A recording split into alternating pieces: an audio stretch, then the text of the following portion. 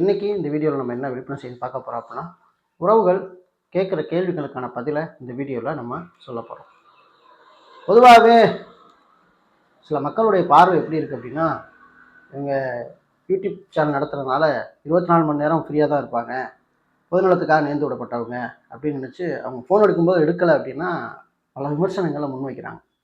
காலையில் எழுந்ததுலேருந்து எனக்கு 2 குழந்தைங்க இருக்காங்க, அவங்கள பள்ளி அனுப்பணும், ஸ்கூலுக்கு அனுப்பணும். இது போக அதுக்கப்புறம் என்னுடைய சொந்த வேலைகள் பல பிரச்சனைகள் இருக்குது. இதெல்லாம் தாண்டி தான் டைம் கிடைக்கும் போது தான் வீடியோ நானே எடுக்கிறேன், நானே எடிட் பண்ணுறேன்.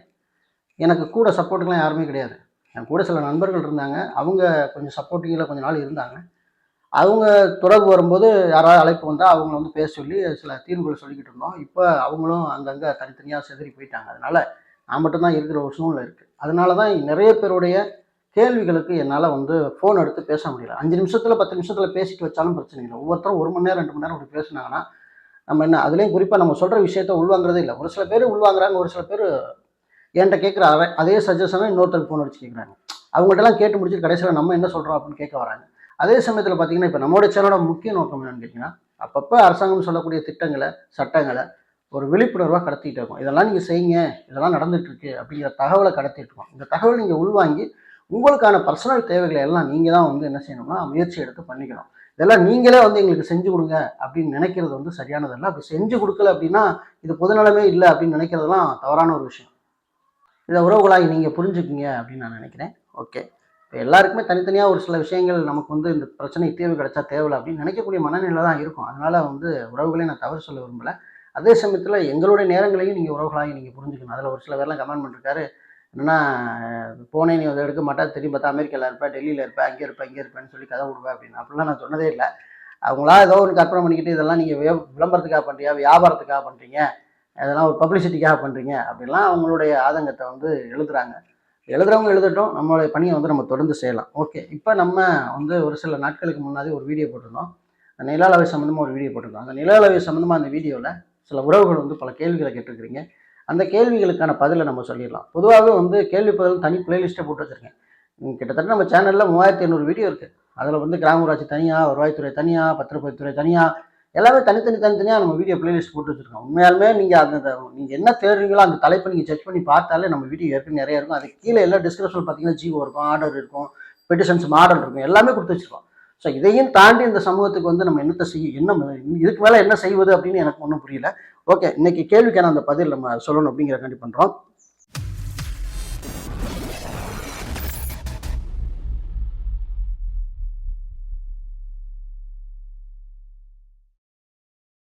என்னன்னு கேட்டிங்கன்னா, ஃபஸ்ட்டு சதீஷ் அப்படிங்கிற ஒருத்தர் என்ன சொல்லியிருக்காருன்னா, காஞ்சிபுரம் குன்றத்தூர் சர்வேயர் சான்று கொடுத்ததாக எனக்கு தெரிந்து சுதந்திரம் பெற்ற இத்தனை ஆண்டுகள் ஆகியும் இதுநாள் வரையிலும் இல்லை நண்பரே, வரலாறும் இல்லை நண்பரே அப்படின்னு போட்டிருக்காரு.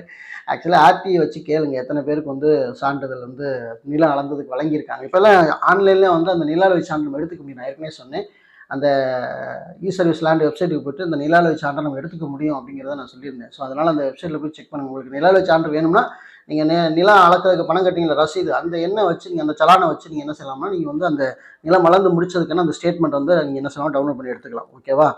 அடுத்து சர்வே கல் இல்லை, என்ன செய்வது சார், புடுங்கி எடுத்து விட்டனர் ஊரில் அப்படின்னு சொல்லி ஒரு சகோதரர் போட்ட திலகா அப்படின்னு ஒரு சகோதரி நினைக்கிறேன், அவங்க கேட்டிருக்காங்க. பொதுவாக பார்த்தீங்கன்னா இப்போ 2 பேருக்குமான பிரச்சனை இருக்குது. இப்போ நம்ம எதிராளிக்குமான பிரச்சனையில் சர்வேக்கள் ஊண்டுறோம் அப்படின்னா, அவங்க பணம் கட்டி, பக்கத்து வீட்டுக்காரங்க பணம் கட்டி அந்த சர்வே கல்லை ஊண்டியிருக்காங்கன்னா அந்த கல்லை அவங்க தான் என்ன செய்யணும்னா பராமரிக்கணும். அதே சமயத்தில் இப்போ நம்ம பணம் கட்டி நம்ம கல் ஊண்டியிருக்கோம்னா அந்த கல்லை நம்ம தான் பராமரிக்கணும். ஸோ இந்த கல்லை பராமரிக்க தவறிட்டோம், யாரோ பிடுங்கிட்டு போயிட்டாங்க அப்படின்னா, கல் பிடுங்கிட்டு போயிட்டாங்கிறது நீங்கள் காவல் நிலையத்தில் காணாமல் போன ஒரு ஸ்டேட்மெண்ட் என்ன செய்யலாம்னா புகார் கொடுக்கலாம். இந்த மாதிரி நிலத்துல இருந்து சர்வேயர்கள் அளந்து 2 பேருக்கும் பொதுவாக போட்டு போன கல்லை யார் ஒருவர் திருடிட்டு போனான்னு தெரியல, திருடிட்டு போயிட்டாங்க. இல்லை திருடவங்க யாரும் தெரிஞ்சு, இல்லை பிடுங்கினவங்க யாரும் தெரிஞ்சு அவங்களும் நீங்கள் போலீஸில் புகார் கொடுக்கலாம். இது சிவிலில் இல்லை, இது திருட்டு வழக்கில் வரும். அதனால கண்டிப்பாக நில அபகரிப்பு செய்கிற நோக்கத்துக்காக இந்த கல்லை திருடிட்டாங்கன்னு சொல்லி புகார் கொடுக்கலாம்.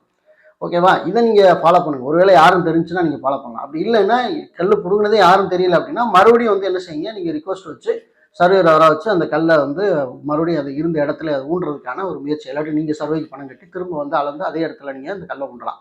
இது வந்து தனிநபர்களுக்குள்ள பிரச்சனை நீங்கள் தீர்வு செய்வது. இன்னொன்று பார்த்தீங்கன்னா இந்த பொதுநலம் சார்ந்த எல்லைகள் இருக்கு இல்லையா, அதாவது கிராம எல்லை, அதே மாதிரி பார்த்தீங்கன்னா ஒரு வட்ட எல்லை, இந்த மாதிரி எல்லையில் ஊழப்பட்ட கல் இருக்கு இல்லையா, இந்த கல் காணாமல் போயிடுச்சுனாலும் அரசாங்க அலுவலர்களை என்ன செய்யலாம்னா நம்ம அணுகி இந்த மாதிரி இந்த கல்லுங்களுக்குள்ள காணாம், அதை வந்து ஊன்றதுக்கு நடவடிக்கை எடுங்கன்னு சொல்லலாம் அவங்கள்ட்ட. அவங்க என்ன பண்ணலாம்னா காவல்துறை அணுகி இந்த மாதிரி கல்லை வந்து எவன் திருடிட்டு போயிடா சொல்லி அரசாங்க அலுவலர்கள் அவங்க வந்து புகார் கொடுக்கலாம். மேபி வந்து பார்த்தீங்கன்னா இதில் ஆர்டிஐயில் நீங்கள் வந்து தகவல் கேட்கலாம். இந்த மாதிரி எங்கள் ஊரை சுற்றி எத்தனை எழுகை இருக்குது, எத்தனை எழுகைக்கு எந்தெந்த சர்வேக்கள் இருக்குது, இந்த சர்வேக்களை பராமரிக்கிறதுலாம் விஓட வேலை. நீங்கள் இதை ஆர்டிஐ போட்டு கேட்டிங்கனாவே உண்மையிலே விஓவுக்கு வந்து ஒரு நல்ல ஒரு அற்புதமான பணி கிடைக்கும். எங்கெல்லாம் எல்லைக்கல் இருக்குது, அந்த எல்லைக்கல்ல வருஷத்துக்கு ஒரு முறை விஓ பராமரிக்கிறாரா, எப்போ கடைசியாக பராமரிச்சாரா, அந்த கல் எங்கே இருக்குது, அந்த கல்லோடைய புகைப்படங்கள் எங்களுக்கு வேணும் அப்படின்னு நீங்கள் ஆர்டிஐ வச்சிங்கன்னா கண்டிப்பாக பராமரிக்கப்பட்டிருக்கு அப்படின்னா கண்டிப்பாக அதை எடுத்துருவாங்க. பராமரிக்கப்படல எங்கெங்கெல்லாம் எல்கையை பார்த்து மறுபடியும் திரும்ப ஊன்றக்கான நடைமுறை என்ன செய்வாங்கன்னா பண்ணுவாங்க. இதை நீங்கள் வந்து செய்யலாம். மூண்டப்பட்ட கல்லை பிடுங்கி இருந்தாங்கன்னா அது உங்களுடைய சொந்த பிரச்சனையாக இருந்தால் அதை நீங்கள் தான் நான் ஃபஸ்ட்டு சொன்ன மாதிரி. அதே மாதிரி ஒரு எல்லை ஒரு கவர்மெண்ட் சொந்தமான எல்கையில் பிடுங்கப்பட்டிருக்க கல்லாக இருந்தால் நீங்கள் இந்த மாதிரி ஆர்டிஐ போட்டு கேட்கும் பட்சத்தில் அவங்களே உடனே நட்டுட்டு போயிடுவாங்க. ஓகேவா? அடுத்து என்னென்னா எம்கே காதர் கான் அப்படிங்கிறவங்க ஒரு கேள்வி கேட்டிருக்காங்க. ஐயா, எனது நிலம் 4/1/2023 அன்று அளவிடப்பட்டது. ஆனால் இன்னும் ஒப்புகை வழங்கப்படவில்லை. நான் மேல்முறையீடுக்காக விண்ணப்பித்தேன்.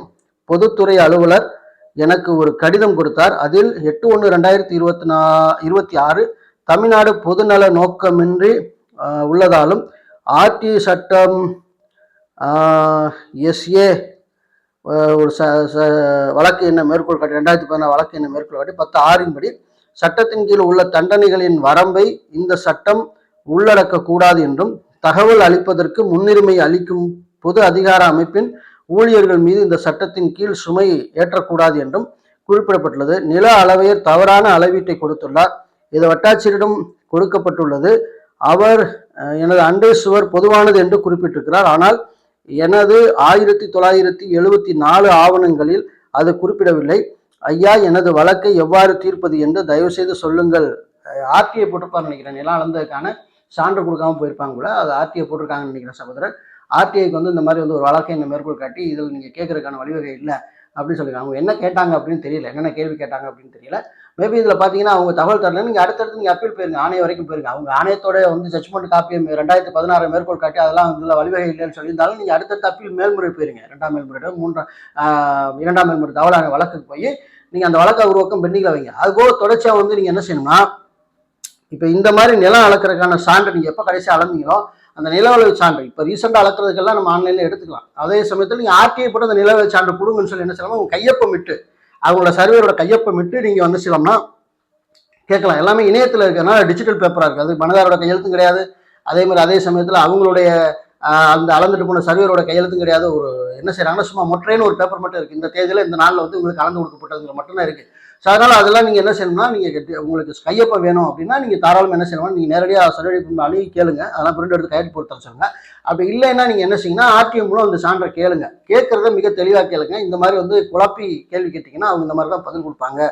அதே சமயத்தில் பார்த்தீங்கன்னா இது பொது செவரு, அதனால டாக்குமெண்ட்டில் பழசில் அது காட்டப்படலை அப்படின்னா நீங்கள் கண்டிப்பாக வந்து அது சம்மந்தமாக பொது செவர்னு ஏதாவது நடவடிக்கை எடுக்க வந்தால் நீங்கள் சிவில் கேஸ் தான் நீங்கள் வந்து போட வேண்டியிருக்கும். ஏன்னா இது என்ன சொல்கிறது அப்படின்னு பார்த்தீங்கன்னா இது கவர்மெண்ட் நிலம் இல்லை, அது உங்களோட நிலம் அப்படின்னா கண்டிப்பாக நீங்கள் தனிப்பட்ட முறையில் வழக்கு தாக்கல் பண்ணி உங்களுக்கான பிரச்சனையை தான் நீங்கள் தீர்த்துக்க முடியும் சகோதரர். ஓகே. அண்ணா, நிலம் அளக்கு முன் பத்திரம் பதியலாமா? கண்டிப்பாக ஏற்கனவே இருக்கிற அந்த டாக்குமெண்ட்ஸை வச்சு மூலப்பத்திரத்தை வச்சு அதில் இருக்க என்ன அளவு இருக்கோ அந்த அளவை பார்த்து நீங்கள் நிலம். ஆனால் மேக்சிமம் நீங்கள் ஒரு இடத்த வாங்க போகிறீங்கன்னா எனக்கு தெரிஞ்ச வரைக்கும் அந்த நிலம் சரியாக இருக்கான்னு அளந்து பார்த்து வாங்குறது எனக்கு தெரிஞ்சு நல்லது. ஏன்னா நம்ம இந்த வீடியோவில் நம்ம சொல்லியிருப்போம், இந்த நிலம் அளந்ததில் வந்த பிரச்சனையை நம்ம சொல்லியிருப்போம். அப்படி பார்க்காம வாங்கினதுனால பின்னொரு நாள் அவங்க எவ்வளோ பெரிய சிக்கலை சந்திச்சாங்க அப்படின்னு பார்த்துருந்தோம். அதனால் வந்து ஒரு பத்திரம் போடுறதுக்கு முன்னாடி அந்த நிலம் சரியாக இருக்கான்னு நீங்கள் வந்து என்ன செய்யணும்னா ஒரு முறை வந்து அதை செக் பண்ணி பார்த்துட்டு சரியாக இருக்கா அப்படிங்கிறத நீங்கள் பார்த்துட்டு நீங்கள் வாங்குறது எனக்கு தெரிஞ்சு சரிதான். அதனால் வந்து பத்திரம் போடுறதுக்கு நிலம் அளக்கிறதுக்கு முன்னாடி பத்திரம் பதியலாமா அப்படின்னா அவர் என்ன இதில் கேட்குறாருன்னு தெரியல. ஆக்சுவலி வந்து பத்திரம் பதியலாம். ஒரு நிலத்தை அளந்து தான் பத்திரம் பதியணும் அப்படின்னு இல்லை. பத்திரம் பதிஞ்சதுக்கு அப்புறம் தான் அந்த நிலத்தை அளந்து பிரிப்பாங்க, உடைப்பாங்க. அது ஒரு சூழ்நிலை இருக்குது. ஏற்கனவே இருக்கிற டாக்குமெண்ட்டை வச்சு பத்திரம் போடலாம், அதில் எந்த மாற்று கருத்தும் கிடையாது.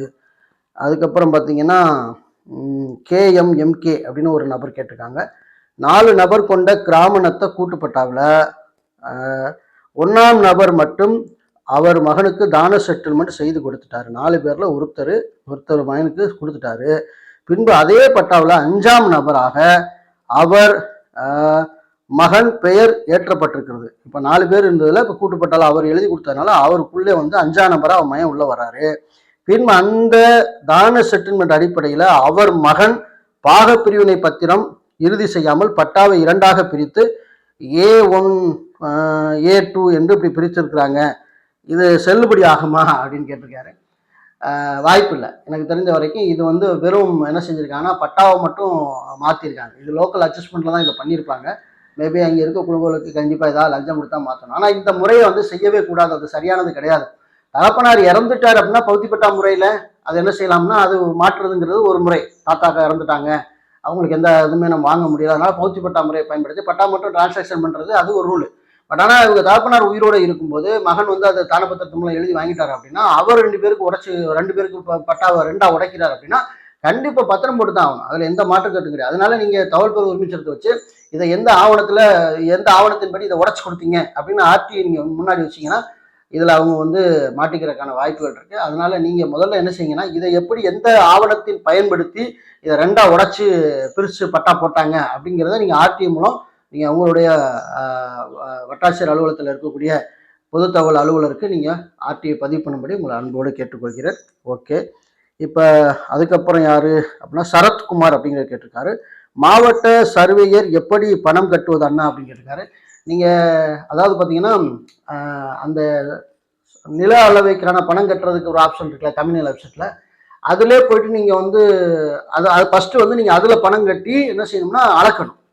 அளந்து அதில் அன்சாட்டிஸ்ஃபை இருக்கல. அதுக்கப்புறம் அதிலே மேல்முறையீடுக்கான ஆப்ஷன் கொடுத்துருக்காங்க. நீங்கள் மேல்முறையீடுக்கு ஆப்ஷன் பண்ணீங்கன்னா அவங்க அங்கேருந்து ஹெச்ஆர் என்ன செய்யலாம்னா அளந்துருவாங்க. நீங்கள் அதிலே என்ன செய்யலாம்னா நீங்கள் அதுக்கும் பணம் கட்டிக்கலாம். ஆனால் அது கூடுதல் கட்டணம் இருக்கும். மேபி அந்த கட்டண விதிமுறைகள்லாம் அதிலே இருக்குது. அந்த தமிழ்நாடு வெப்சைட்லேயே கூடுதல் கட்டணம் அந்த விதிமுறைகள் இருக்குது. நீங்கள் அதை பயன்படுத்தி என்ன செய்யலாம்னா சர்வே பண்ணி நீங்கள் நேரில் போயெல்லாம் பணம் கட்டண அவசியம் கிடையாது. எல்லாமே இன்றைக்கி ஆன்லைன்லேயே வந்துச்சு. ஓகே, இப்போ ஊரில் சர்வேக்கள் இல்லை என்ன செய்வது அப்படின்னு திலகா அவங்க கேட்டிருக்கிறாங்க.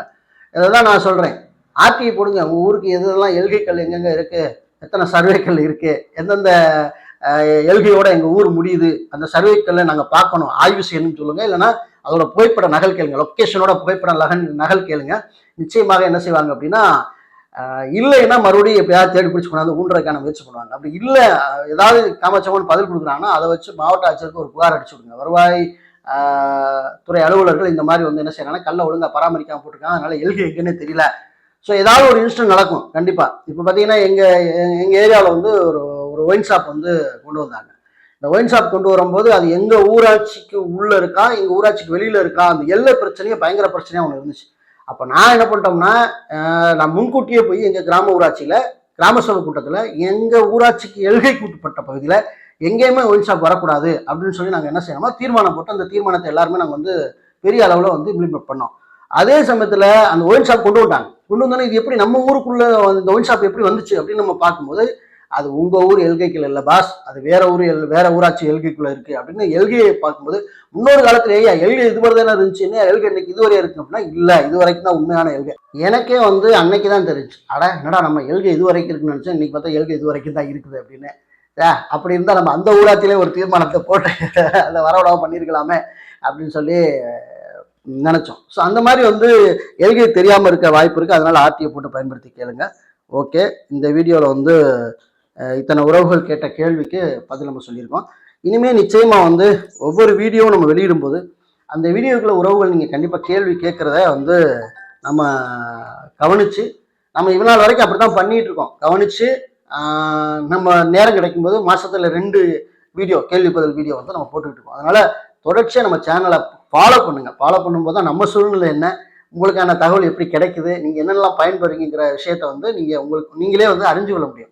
யாரோ ஒருத்தர் விமர்சனம் வைக்கிறார் அப்படின்னா அந்த விமர்சனத்தில் நீங்கள் நம்ப வேணாம் அப்படிங்கிறது நம்ம சேனல் சொந்தங்களுக்கு நான் தகவல் தெரிவிச்சுக்கிறேன். முடிஞ்ச வரைக்கும் என்னன்னு கேட்டிங்கன்னா நீங்கள் வாட்ஸ்அப்பில் அனுப்புங்க. மேபி டைம் இருக்கும்போது தான் இருங்க, நான் அதையும் உங்களுக்கு காட்டிடுறேன். டைம் இருக்கும்போது தான் என்னால் அதை பார்க்க முடியுது.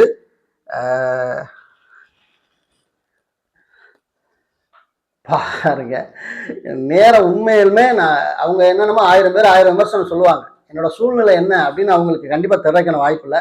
எவ்வளோ பேர் வெயிட்டிங்கில் இருக்காங்க பாருங்கள். என்னால் வந்து என்ன செய்யணும்னா இது சரியான முறையில் என்னால் கண்காணிக்கவே முடியல, அதான் உண்மையும் கூட.